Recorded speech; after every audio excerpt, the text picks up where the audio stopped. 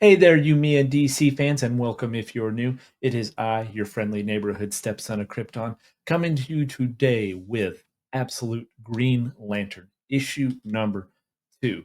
Now, I know it's been a little bit. Actually, I think 3 is getting ready to release here. We've had a lot of videos coming up that we had to get out. So I don't want to waste a whole lot of time. I want to jump right on into this video and keep it as short as possible for you guys.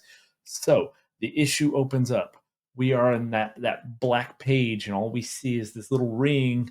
And what we have to imagine, we're hearing this voiceover saying, Sojourn Mullen, be without fear. You exist at the green level of light. You must have knowledge of yourself to command the flame. You must be without fear. And then Joe hears another voice, and it's Hal, and he's calling her name. And then we cut to the scene that looks just like how the first issue ended, where the diner is completely destroyed, the walls missing, and Joe's standing there, and we see green light emanating from all around her. Her shirt has the Green Lantern symbol on it. There's cracks in her skin that are just overflowing with green light coming out. And Hal says, "You look like him. You look like Abin Sur." Joe tells him something was pulling her towards that diner, and it turns out it was him. And then she asks, "What is up with the your hand?" And we flash over and we see that black hand again. And he tells Joe, "Don't get too close.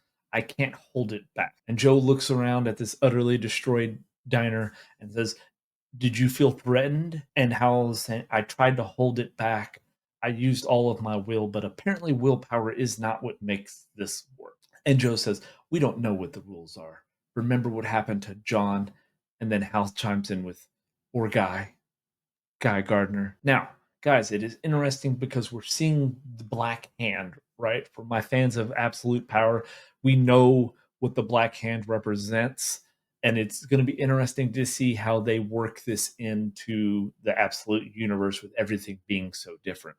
Because then we cut back and we're seeing Abin Sur stand in the dead center of Evergreen, and there's the crowd of people. We have the green bubble blocking the town, and we see Guy Gardner standing there. Abin Sur's telling people, "I exist at the green level of light. Be without fear."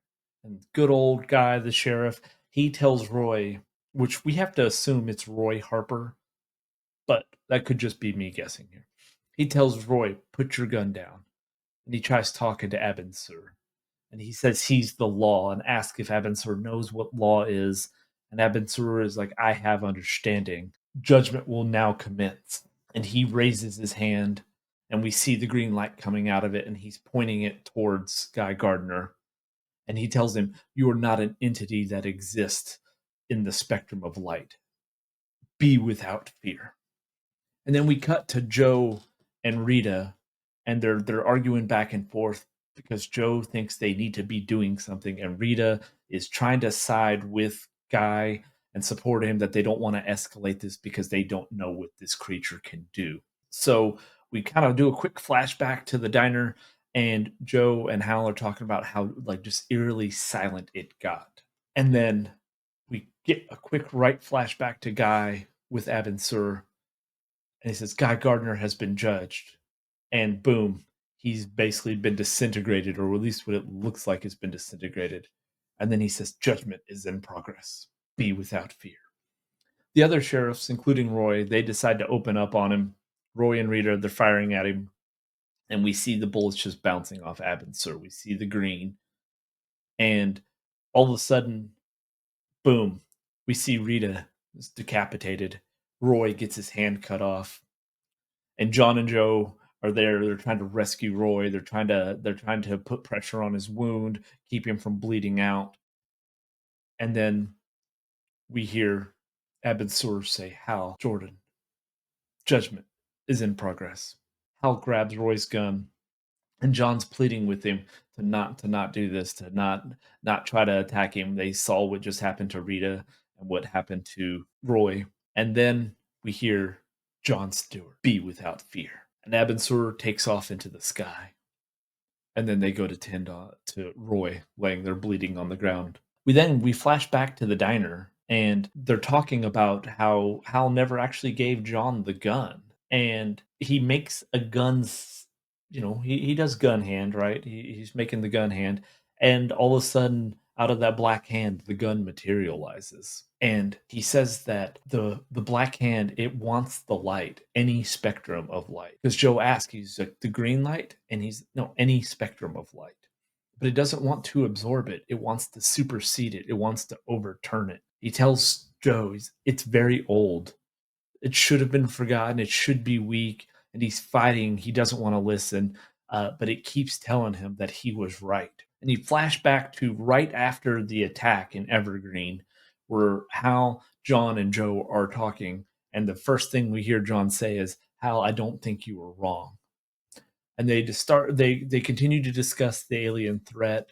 And John says, I don't know that we could stand up against whatever alien judgment is levied upon them, and what they may have to do if they have to take Abin Sur off the board. And then we flash to the last page. He's holding up the ring, the gold banded ring, and he says, I think I know what can do it. The end. Now, this issue, there was a lot going on at the same time, and not a lot going on, because again, all we literally spanned the course of maybe a 3-minute conversation between Hal and Joe at the diner, but we got more backstory. The interesting thing is we are seeing the black hand on Hal, which obviously, based off of what we've also seen it do in the first issue, uh, we have to assume maybe the Black Hand of Necron, maybe the Black Lantern Corps coming into this.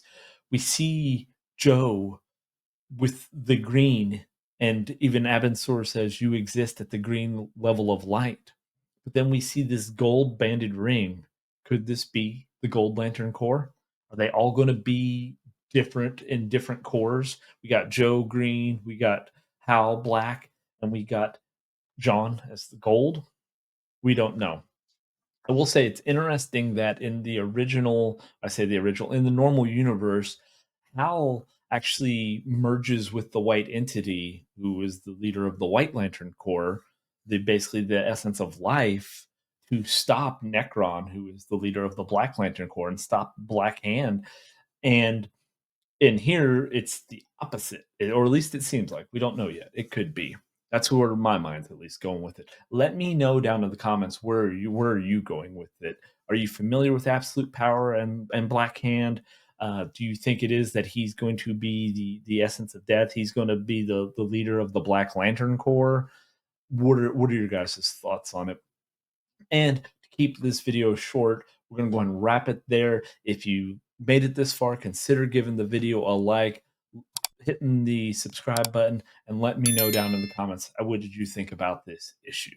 Until next time, guys, that is going to wrap it for us on this episode of You, Me, and DC. I'll catch you on the next one.